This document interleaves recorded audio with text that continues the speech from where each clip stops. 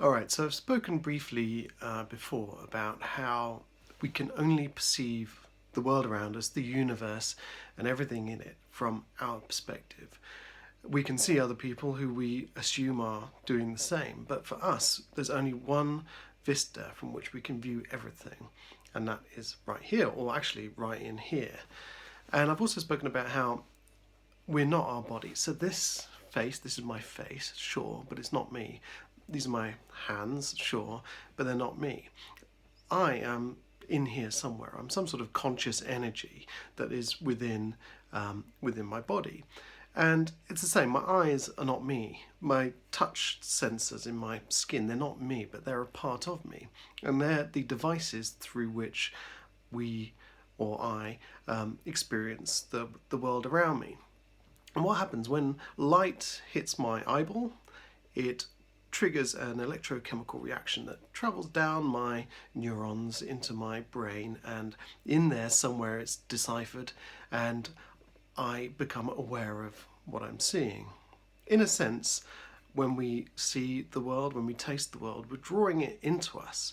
So, as well as being at the very center of our universe, because obviously it's from this position where we're viewing everything, and so the universe can only exist around us at the very center, we're also drawing the universe inside us. So, everything we see around us, everything we feel, everything we touch, the planets in our solar system, the vast infinite cosmos that's out there that leads beyond our galaxy, beyond our local cluster, the billions of other galaxies that are out there, all the life that's out there, all the ideas, all the books that have been written by the great minds, as well as being in this universe that we're at the center of, they're also within us.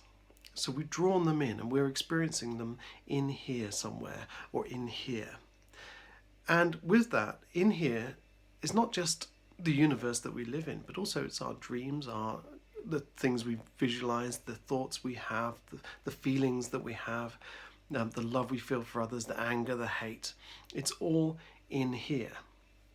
So essentially, we are within ourselves because we're part of this universe too. So this body, it's in here. It's a kind of almost like a snake eating its own tail. We're turning in on ourselves all the time. And we're experiencing our universe from within ourselves. And we are experiencing this world from its very epicenter. So everything that we know of exists within ourselves.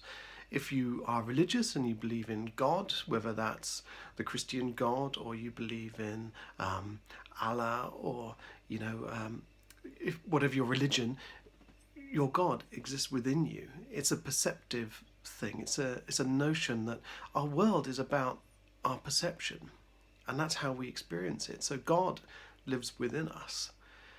And if you think about what the Buddha said, in our mind we make our world. I think that's what they said, or with our thoughts we make our world. And then Plato said something very similar. He said, reality is created in the mind, and we can change reality by changing our mind. And so think about that for a minute.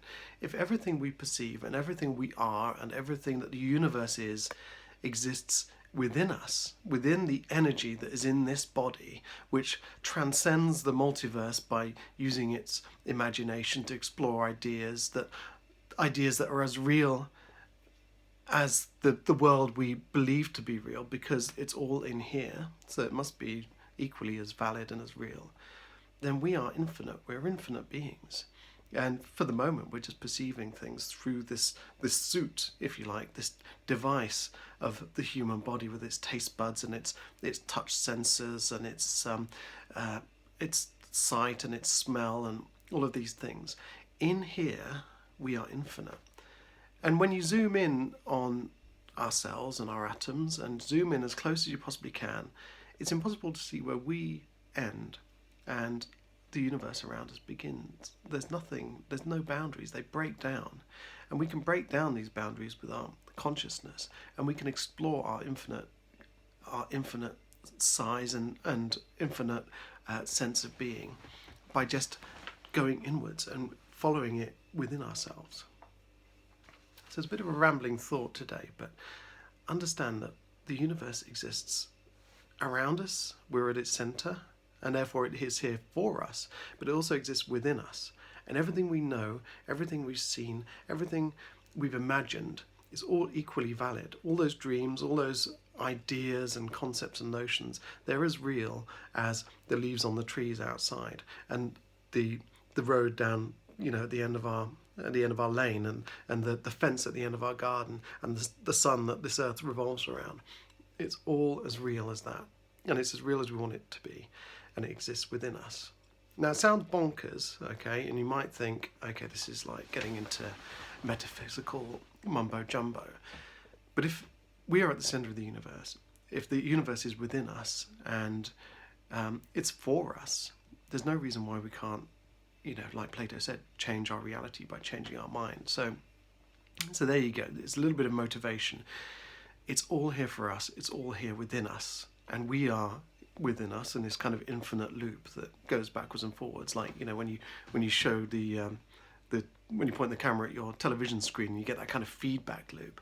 So let's make that feedback loop positive and stronger, and start changing our world and shaping it into the shape we want it to be in. Okay, so a rambling, mumbling thought today, but hopefully through all my bloviating, that's a good word, that, look it up, I just learned that today, there's some sense in there and some motivation to change what you want to change and become who you want to be, because it's all about us.